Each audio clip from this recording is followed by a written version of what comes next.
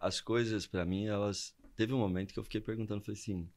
Eu fiquei me perguntando, eu falei, gente, será que eu tinha que ter feito tudo diferente? Porque eu busquei, assim, eu fui corajoso, eu trabalhei desde pequeno, eu dei duro mesmo, eu abri mão de muita coisa, de estar do lado da minha família, que é muito importante pra mim, de fazer tantas coisas para poder ser uma pessoa, para alcançar um objetivo. Certo. Né? Eu queria ter uma produtora, assim, em São Paulo, de sucesso, moderna, jovem, disruptiva, esse era o sonho, assim. E aí... Quando eu cheguei ali nos 30 e poucos e eu vi que não estava acontecendo, eu falei, meu Deus, será que eu tinha que ter feito diferente? E esse tipo de questionamento, Luiz, me levou até para depressão na época, né? Eu fiquei 3 anos em depressão e foi um período muito difícil. Mas por quê? Porque você se cobrava isso? Juntou um monte de coisa, né? Na verdade, foi o término de um relacionamento e um erro que eu cometi, né? Eu... criado assistindo novela mexicana e Disney. Acontece. Eu achava que os casamentos eram para sempre, né? E aí eu construí a minha profissão em cima de um relacionamento. Certo. E depois de 11... Me casei muito novo, com 18 anos. Nossa. E aí depois, quando acabou, minha vida acabou também. Nada fazia sentido para mim. Então eu precisei voltar para casa da minha mãe. Reservar um tempo para mim, né? E aí ali eu comecei a buscar o autoconhecimento. 3 anos nisso. 3 anos, assim... É pesado, hein? 3 anos duro, mas ainda ficaram alguns resquícios. Quando eu vim para Belo Horizonte, no final de 2017, eu ainda não estava 100% recuperado da depressão, mas fui me apegando às oportunidades que eu tinha para ver se eu recuperava, sabe? Se eu me recompunha, assim. Caramba. É a questão da vida. São os golpes que a vida vai dando na gente, né? A gente vai aprendendo, né? E aí, sim, eu sempre tinha esse objetivo de ser um empresário de sucesso, de impactar as pessoas, de deixar minha marca no mundo. Só que quando eu vi que eu já estava com 30 e poucos anos e isso não tinha acontecido, eu falei, será que vai acontecer um dia, né? E aí, com o autoconhecimento, a meditação, que me ajudou muito também. Sabe? Como que você saiu dessa? Como que você... Primeiro com o apoio da minha família, que foi imprescindível. Assim, eu voltei para casa da minha mãe, eu sabia que eu ia ficar muito mal mesmo, e aí fiquei. E aí, o apoio da minha família. Por exemplo, teve uma situação, meu irmão tá até me visitando, veio pro meu aniversário, né? E ele é um cara extraordinário, ele é formado em Direito, e a gente tinha uns papos muito bons. E eu, quando eu tava em depressão, eu fiquei em cima da cama mesmo. Assim, eu conto que assim, a minha vida se resumia a bloquear. Né? Eu bloqueava tudo que eu podia. Então, tudo que eu tinha vivido, construído ali de networking, de relacionamento, de tudo, não fazia mais sentido para mim. Então, eu mudei o número, eu bloqueava as pessoas, eu não atendia o telefone, né? Eu bloqueava a luz, eu vivia num quarto escuro. Dia e noite. Isso é muito ruim, né, bicho? Doía pra caramba aqui, perdi cabelo, foi bem intenso. Bloqueava a comida, eu sempre fui magro, é de família, mas eu emagreci muito naquela época também. E eu chorava todos os dias mesmo. Assim. E até tem uma situação que eu acho que eu nunca comentei com ninguém, mas eu fazia registros disso também, sabia? Então tem muitas fotos minhas, assim, de chorando. Porque eu precisava um dia olhar para aquilo e falar...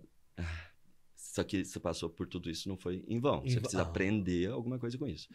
Eu tava falando com meu irmão, certo dia ele chegou para mim e falou assim, Wallace, poxa, você tá há tanto tempo assim, aí tá oscilando, tem dia que você tá se sentindo melhor, tem dia que não tá nada bem. E aí vai ter um vestibular agora, e é sábado agora. Isso era, sei lá, uma quinta. E por que você não presta? Só por experiência mesmo. Poxa, você foi para lá para fazer faculdade para Belo Horizonte. Para fazer faculdade, acabou não estudando. Agora que você tá aqui nesse tempo, por que você não tenta? Só para ver como você se sai. E foi embora. Ele falou isso e saiu.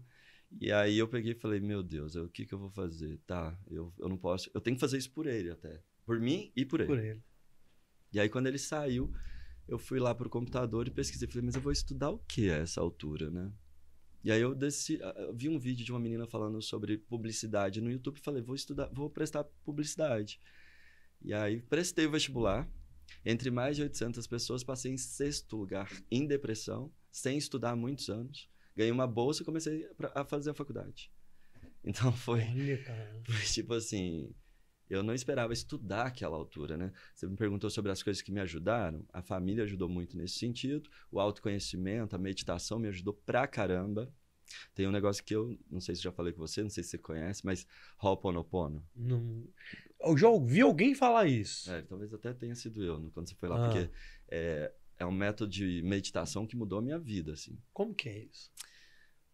O Ho'oponopono, ele diz o seguinte, que o divino tenta nos tocar, você pode chamar de como você quiser, Deus, o universo, né? O divino tenta nos tocar constantemente com boas inspirações. Só que às vezes existe um barulho interno, né, que interrompe esse fluxo. Então, é igual um pendrive. Às vezes, para você colocar um arquivo novo naquele pendrive, você precisa eliminar algumas coisas. Uma hora ele enche. Enche. Então, tem, por exemplo, uma meditação. A primeira que eu fiz chama Liberando Memórias, limpeza de memórias.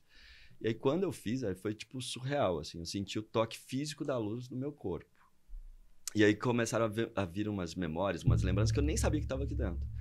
E aí comecei a me conectar num outro nível com o universo.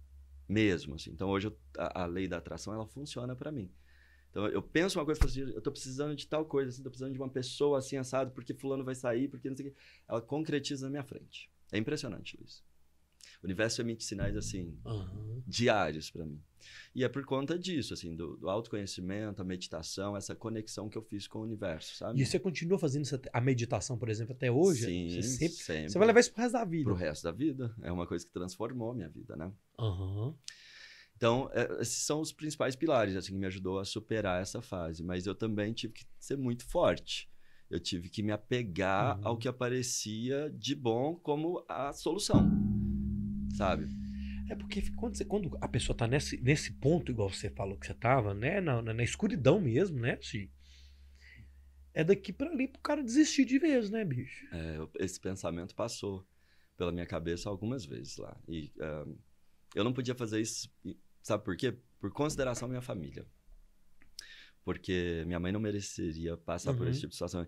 E assim, eu sabia que um dia isso ia passar, Luiz. Então eu falei, não, isso vai passar. E quando passar, inclusive, eu tenho que ter uma ideia perfeita para recomeçar a minha vida. Aí sabe o que eu fiz, mesmo naquela condição de depressão, em cima da cama, num quarto escuro, sem comer direito? Eu decidi registrar todas as ideias que eu tinha, comecei a registrar no Evernote, um bloco de notas que eu baixei no meu celular.